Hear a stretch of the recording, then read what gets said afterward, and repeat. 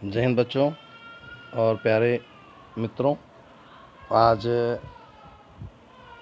20 मई है और आज हम देखेंगे करंट अफेयर्स पर राष्ट्रीय और अंतर्राष्ट्रीय स्तर पर कौन सी ऐसी घटनाएं हुई जिनका संबंध हमारी परीक्षाओं से हो सकता है। और फिर उससे पहले हम आपसे रिक्वेस्ट करना चाहेंगे कि आज से हमारी लोगों की हिस्ट्री वाली क्लास कंटिन्यू हो रही है। तो जो भी लोग अपने साथ कंटिन्यू क्लास कर रहे हैं वो लोग हर हालत में 7 बजे से अपनी क्लास ज्वाइन कर लिया करें।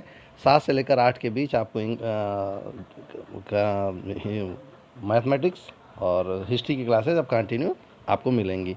और उम्मीद है कि अब आपको क्लास जैसा महसूस होगा, क्योंकि अब सारे वीडियो क्लास से ही बन के मिलेंगे, बेहतर तरीके से मिलेंगे और समय पे मिलेंगे। इसलिए कंटिन्यू हो जाइए और अच्छे से लग जाइए ताकि आप आसानी से पूरे कवर कर सकें। जब भी आपकी परीक्षाएं आ रही हैं उनके लिए आप बिल्कुल प्रिपेयर रहें और हमें उम्मीद करते हैं कि आप मन लगा कर पढ़ रहे होंगे। कई बच्चों का फ़ोन हमारे पास आता रहता है, सर हमारे पास कुछ प्रश्न हैं जिन्हें पूछना चाह रहे हैं, या बहुत सारी ऐसी बातें हैं जो वो कहना चाह रहे हैं। बेटा हमारे पास परिस्थितियाँ ऐसी हैं, कोरोना की वजह से कोविड-19 की स्थिति ऐसी है कि अब लगातार केसेस बढ़ रहे हैं, तो बाहर निकलना तो संभव नहीं, आपसे मिलना भी संभव नहीं, और हो सकता है कि अभी हम लोगों को मिलने में थोड़ा वक्त लगे। लेकिन कहा जाता है ना कि जब वक्त प्रकृति प्रदान करती है तो उस वक्त का दुरुपयोग नहीं करना चाहिए। तो इस समय आपको वो वक्त मिला है, घर पे रह रहे हैं, आप आराम से ईमानदारी से मेहनत करिए और जब भी आपको अवसर मिलेगा आप निश्चित तौर पर सफल होंगे, हम ऐसी उम्मीद करते हैं और कामना करते हैं। तो चलिए बिना लेट लपेट किए आज का सेशन शुरू किया जाए और उम्मीद है आप बेहतर तरीके से इसको समझेंगे, बेहतर तरीके से करेंगे। तो चलिए शुरू करते हैं आज का ये सेशन, जिसे आप बेहतर तरीके से समझ पाएँ और हम समझा पाएँ। सबसे पहले तो आप जवाब दे दीजिए पहले प्रश्न का, कोरोना महामारी से मुक्त होने वाला यूरोप का पहला देश कौन सा है? तो हम लोगों ने पहले ही इसको पढ़ रखा है, ये स्लोवेनिया है। स्लोवेनिया की राजधानी है लुज लजाना और मुद्रा है यूरो। राष्ट्रपति बोरुत पहोर, प्रधानमंत्री जी हैं जनेट जानसा। अब आप कहेंगे सर ये भाषा शैली बड़ी अजीब सी है लुब्जू। अरे भाई वो देश भी बड़ी अजीब से हैं, एकदम उत्तर पे बसे हुए देश हैं, नॉर्थ पोल के आसपास, तो स्वाभाविक है उनकी भाषा शैली उनका बिल्कुल अलग होगा। आते हैं भाई, इनको देख लीजिए अच्छे से। यस, अच्छा देखिए यहाँ फिगर देखने से एक चीज़ समझ में आ रही, ये जो फिगर दिख रहा है इससे इंडिकेट हो रहा है कि ये हो न हो अरेबियन कंट्री का ही कुछ लेना देना होगा ना। क्या है भाई देखते हैं। हाल ही में किस देश के ओपेक गवर्नर होसेन कजम्पोर आर्देबिली का निधन हुआ? फिर से, होसेन कजम्पोर आर्देबिली का निधन हुआ। तो ये कहाँ के हैं? निधन हुआ है, ये हैं ईरान के। इन्होंने लगभग 20 वर्षों तक ईरान के ओपेक प्रतिनिधि के रूप में कार्य किया है।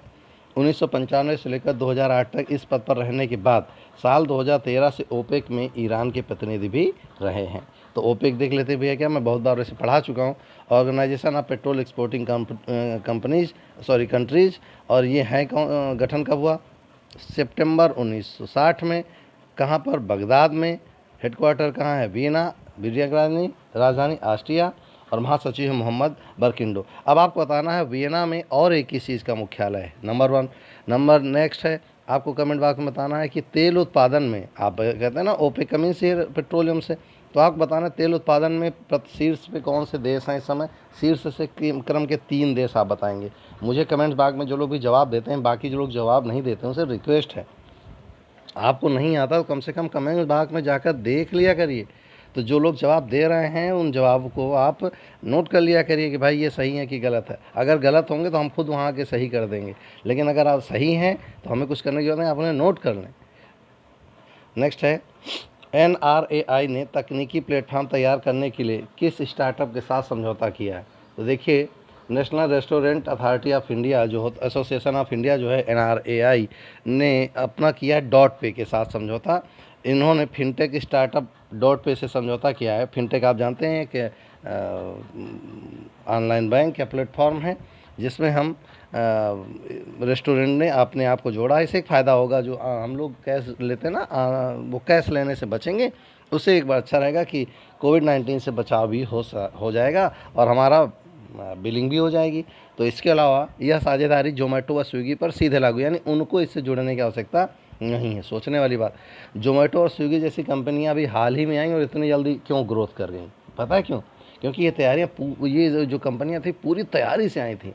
जब भी आप किसी कंपटीशन में, किसी भी, हम कह रहे हैं किसी भी काम में, जब आप पूरी तैयारी से आते हैं तो फिर आपको कोई पीछे नहीं कर सकता, क्योंकि आप पास उसकी कमियां पता होती हैं, उसकी अच्छाइयां पता होती हैं, उसमें क्या ड्रॉबैक्स हैं, क्या बेनिफिट्स हैं, क्या डिस्क्रिमिनेशन हो सकते हैं, वो सारा कुछ उनको पता होता है ना। एनआरआई भारत में खाद्य व पेय उद्योग का शीर्ष निकाय है। इसका गठन हुआ था 1982 में। इसका हेडक्वार्टर है दिल्ली में और अध्यक्ष हैं रियाज अमलानी। कौन है अध्यक्ष? रियाज अमलानी। अगला देखिए, 18 मई, ये कुछ अच्छा सा लग रहा ना, हैंडसम टाइप का, तो इंटरनेशनल म्यूजियम डे है। तो ये इंटरनेशनल हाल ही अंतर्राष्ट्रीय संग्रहालय दिवस किस तिथि को मनाया गया? तो ये मनाया गया है 18 मई को। यह दिन हर साल समाज में संग्रहालय, सांस्कृतिक आदान प्रदान, संस्कृतियों के संवर्धन और लोगों के बीच आपसी समझ, सहयोग और शांति के विकास का एक महत्वपूर्ण साधन है। देखिए, पढ़ने के लिए नहीं मैं उपस्थित हुआ हूँ, मैं आपको सिर्फ ये बताने आया हूँ कि 18 मई को अंतर्राष्ट्रीय संग्रहालय दिवस होता है। और आप अच्छे जानते हैं संग्रहालय में जो चीज़ें होंगी वो लोगों को जानकारी देंगी। हमारे जो बैक में जो कुछ भी हुआ था हमारे साथ, उनकी घटनाओं की जानकारी हमको इनसे मिलती है। म्यूजियम होते इसीलिए। थीम क्या थी?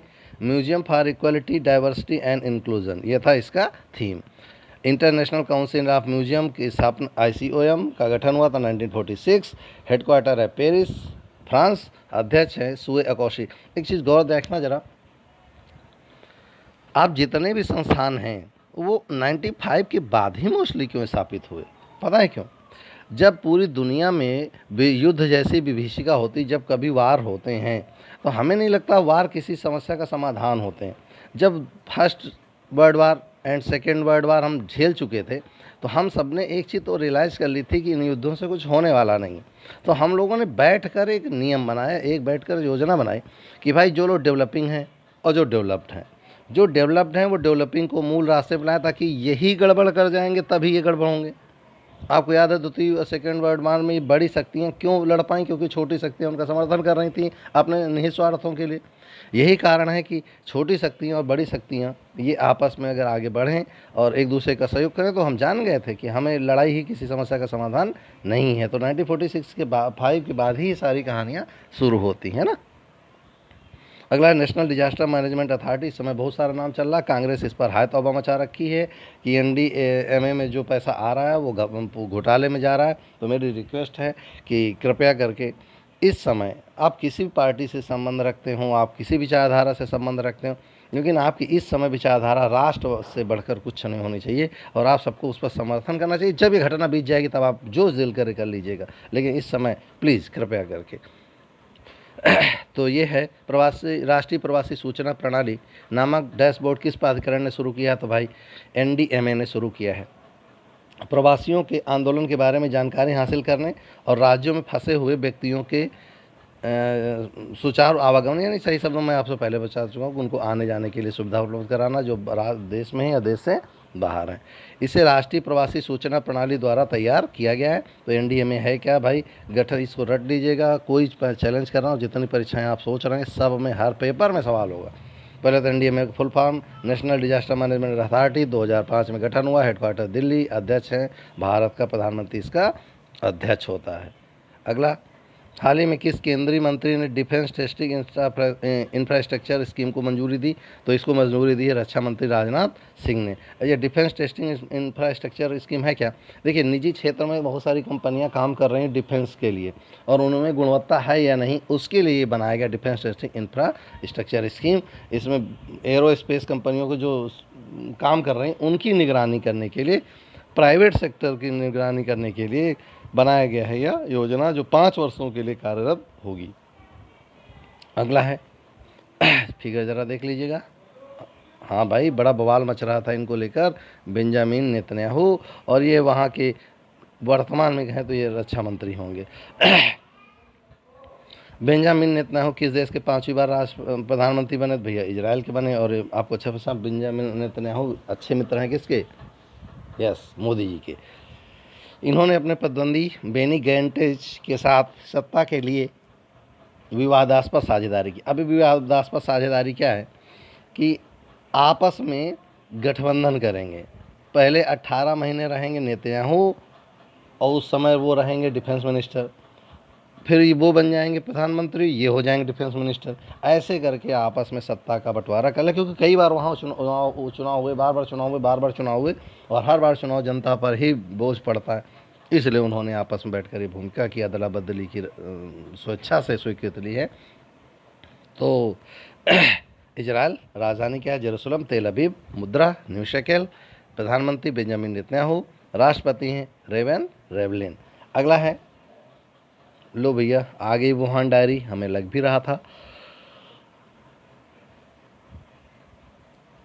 तो क्या है ये? हाल ही में किस चीनी लेखक ने Wuhan diary dispatches from A quarantine city नामक पुस्तक प्रकाशित की है? तो फोंग फोंग ने, क्या नाम है, गजब, फांग फांग, रटना भी नहीं।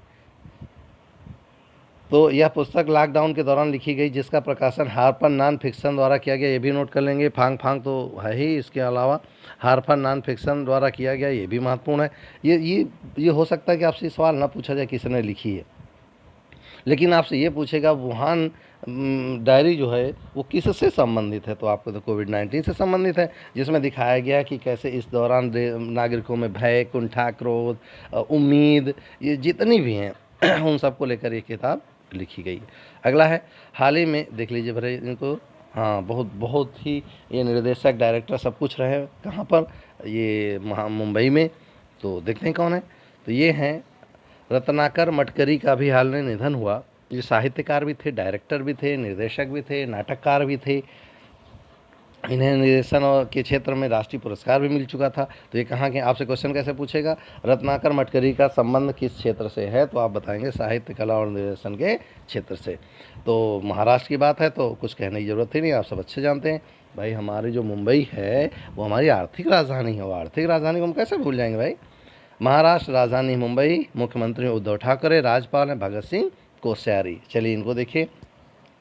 11वीं हॉकी इंडिया सीनियर महिला चैंपियनशिप का आयोजन किस राज्य में होगा, तो भैया उत्तर प्रदेश में होगा। कब होगा? 2021 में होगा, है ना। तो गठन कब हुआ था? अब राष्ट्रीय पुरुष चैंपियनशिप कब होगी? ये तो महिला की थी। तो राष्ट्रीय चैंपियनशिप होगी कहाँ? 2021 में। कहाँ? महाराष्ट्र में, है ना। उत्तर प्रदेश के बारे में आप सब जानते हैं, कुछ ज़्यादा जन वो नहीं है। गठन हुआ 24 जनवरी 1950 को, राजधानी है लखनऊ, मुख्यमंत्री योगी आदित्यनाथ, राज्यपाल आनंदीबेन पटेल। हाई कोर्ट इलाहाबाद है, परंतु इसकी एक खंडपीठ कहाँ पर है? लखनऊ में है। मोस्टली ध्यान रखेंगे, खंडपीठ आपसे पूछेगा और आपको परेशान करेगा। अगला है, लीजिए भाई, जेफ बेजोस अमेजन कंपनी के मालिक है ना। यस, देखने में बड़े अजीब लग रहा है, लेकिन भैया कुछ ना करके भी बंदा बहुत कुछ कमा रहा। दुनिया का सबसे बड़ा आदमी को लोग कहते हैं ना, बिना करे कुछ ना होई। अरे भैया कुछ ना करने से ही सब कुछ कर रहा है जेफ बेजोस। घर में बैठा रहता है, दिमाग का खेल है, बस आपको अपने दिमाग को सही दिशा और सकारात्मक ऊर्जा पे लगाना है। जेफ बेजोस के पास भी कुछ नहीं था और अपना कुछ नहीं था, दिमाग था और दिमाग का उपयोग किया। और आपके पास दिमाग है, लेकिन आपका दिमाग लगता है किस चीज़ में, आप अच्छे से डिसाइड कर लें कि आपको कहाँ पर लगाना है। एक बेहतर जीवन जीना है या एक बदतर जीवन जीना है, चॉइस आपकी। अगला, हाल ही में आई रिपोर्ट के अनुसार कौन 6 साल बाद दुनिया के पहले ट्रिलियनियर बने, तो भैया जेफ बेजोस बने। जेफ बेजोस अमेजॉन कंपनी के संस्थापक हैं। यह रिपोर्ट क्रॉम्पिसन फर्म ने जारी की है कि भैया जेफ बेजोस सबसे बेहतर स्थिति में। अमेजॉन गठन हुआ 5 जुलाई 1994 को। आप में से कई ऐसे होंगे जिनका जन्म 1994 में, यस, आपका कई लोग होंगे जिनका जन्म ही 1994 के बाद या 1994 के ही आसपास हुआ होगा। यस, अमेजॉन गठन हुआ 5 जुलाई 1994। हेडक्वार्टर है सिएटल, वाशिंगटन यूएसए। सीईओ हैं जेफ बेजोस। ये था हमारा सेशन का मुख्य बिंदु। अब देख लेते हैं भाई संकल्प एकेडमी द्वारा तैयार किए गए महत्वपूर्ण बिंदु जो आप लिख के रखेंगे। सीआरईए की रिपोर्ट के अनुसार 40 वर्षों में पहली बार भारत में कार्बन डाइऑक्साइड के उत्सर्जन में कमी आई है, और ये हमारे यहाँ नहीं पूरे विश्व में आई है। प्रत्येक वर्ष भारत में 16 मई को राष्ट्रीय डेंगू दिवस मनाया जाता है, और पिछली बार दिल्ली इससे बहुत ज़्यादा प्रभावित रहा था, इसे इसको ध्यान से पढ़ेंगे। GW190412 का संबंध किससे, तो आपसे क्वेश्चन पूछेगा। ये वैसे लिख देगा, GW190412 का संबंध किससे है, तो भैया ब्लैक होल से संबंधित घटनाओं को इस नाम से जाना गया। कोविड-19 से मुकाबले हेतु वैज्ञानिकों द्वारा मोबाइल इंडोर कीटाणु शोधन स्प्रे विकसित किया गया। मैं आपको बता चुका हूँ, ये ऐसी तकनीकियाँ होती हैं जिसमें स्प्रिंकल वो किया जाता है सैनिटाइज़र का, ताकि उनको आसानी से ख़त्म किया जा सके। हाल ही में फेसबुक कंपनी ने जिफी कंपनी का अधिग्रहण कर लिया है। ये एक प्रकार की अधिग्रहण का एक नया रूप शुरू हो गया कि ज़्यादा से ज़्यादा कंपनियां अपना एम्पायर खड़ा करना चाह रही हैं। छोटी कंपनियों को हमेशा के लिए क्या करना है, ख़त्म करने के लिए, है ना। चलिए अगली बात करते हैं। हाल ही में उज्ज्वला योजना के 4 वर्ष पूरे हुए। आपसे क्वेश्चन पूछेगा अभी हाल ही में भारत सरकार ने किस योजना के 4 वर्ष, स्वर्णिम 4 वर्ष पूरे किए भैया? उज्ज्वला के पूरे किए। भारत सरकार द्वारा ऑनलाइन शिक्षा में पहुंच सुनिश्चित करने हेतु पीएम ई विद्या कार्यक्रम प्रारंभ किया गया। अब क्वेश्चन पूछेगा पीएम ई विद्या का संबंध किस क्षेत्र से है? तो भैया प्रारंभिक शिक्षा से होगा, क्योंकि आप पहले ही समर्थ पढ़ चुके हैं जो कि उच्च शिक्षा से था, है ना। छात्रों, शिक्षकों, परिवारों के मनोवैज्ञानिक सामाजिक समर्थन में सरकार द्वारा मनोदर्पण पहल की शुरुआत की गई। जो लोग घबराए हुए थे इस दौरान कोविड-19 को लेकर, उनके लिए पहल शुरू की गई।